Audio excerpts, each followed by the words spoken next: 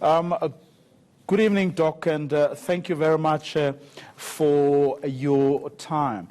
Should we really blame capitalism and the world for what we should be responsible for? Good evening, and it's good to be here. Thank you for having me on your show. I think we should definitely not blame capitalism and the world for all our challenges, but I think a fair amount of blame can definitely be put firmly on the shoulders on how Africa has been integrated into the global capitalist system. But who's responsible for that? Are we being dragged like kicking and screaming? No, we are not being dragged kicking and screaming. I think historically, because of the imperialist colonial enterprise, there was some kicking and screaming involved. But currently, we do have to take responsibility for how we're implementing capitalist systems on the continent. We are still seeing exploitation of our people and our resources as the primary capitalist approach. And we're not really looking at how we can expand the benefits of capitalism to a wider beneficiary and stakeholder group.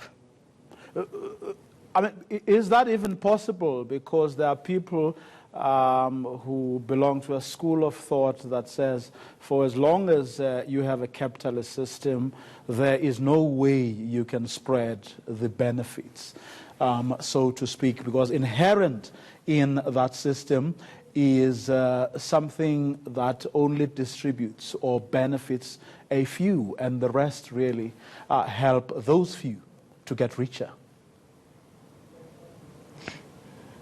Yes, indeed, there are very strong criticisms of capitalism, and I think they warrant attention and make some valid points. However, the conversation on Afro-capitalism is really about engaging with current dominant systems and seeing how can we indigenize them in a way that can benefit the continent. In future studies, I'm a futurist and a researcher on the future. We explore and imagine various futures, for instance, for Africa. And the futures of capitalism was a conversation that we had recently at the Chamber of Beautiful Business event. And one of the objectives of this event was to discuss what are the possibilities of bringing out the positive aspects of capitalism and seeing if we can apply them in a way that benefits African context by centralizing African people, African society, and our natural environments within our growth paradigms. So it's an interesting conversation, definitely not one without its criticisms, but as futurists we explore various trajectories, and this was one conversation that at the business school, the University of Stellenbosch Business School, we've been engaging in. I'm keen to know what the arguments were for and against, and why you would settle for a narrative that says, let's take the best of capitalism and run with. What were the opposing arguments? Yes, we're certainly not settling with that narrative, although it's a narrative that we've been exploring. Opposing arguments around capitalism are the ones that you've mentioned and are definitely valid. But on specifically Afro-capitalism, it's been criticized for being a movement that's still very nationalist in its approach. And we've seen that within the African region, there's a strong move towards regionalization. The African Continental Free Trade Agreement that was recently ratified by the African Union member states is an indication of how Africa is trying to integrate her economies. So Afro-capitalism may not be the most fitting model. However, it does open up the narrative around dominant capitalist systems and how they've been implemented within Africa, and offer a way for us to problematize that conversation a little bit. Why are we, or you, even talking about isms? I mean, what's so great about isms? Shouldn't we be talking about what works and what doesn't? Absolutely, we should be talking about what works and what doesn't.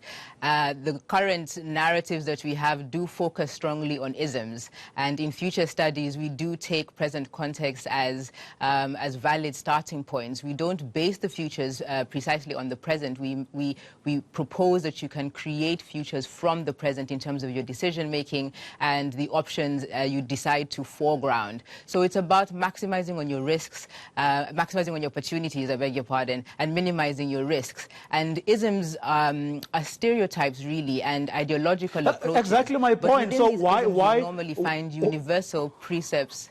But that's exactly my point. I mean, why would you start there at something that may just prejudice whatever outcome and however great they may be? Isn't that self-defeatist in a way?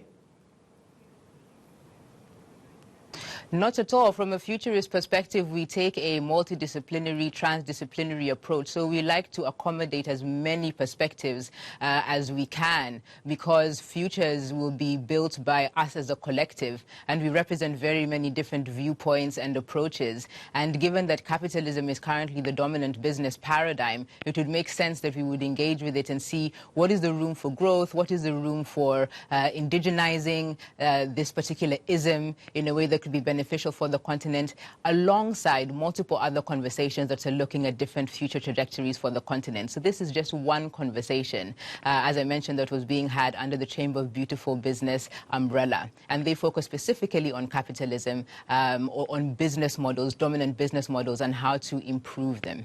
Even if it means alienating those who don't believe that should even be your starting point, and who will then close their ears and eyes and say, I'm not even prepared to listen to what you have to say, because I don't think that your starting point is going to take me anywhere.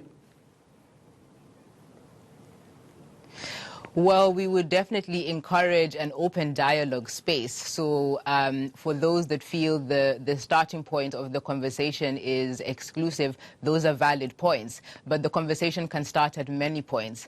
And I think one of the attractive things about Afrocapitalism is the fact that it does try to encourage a focus of dominant growth that is community-oriented, that is social impact-based, that is focused on the long-term future benefits of the collective. So it does have principles that have been drawn from other philosophies, from other movements, and are linked to capitalism in a way that foregrounds what Africans and African communities prioritize.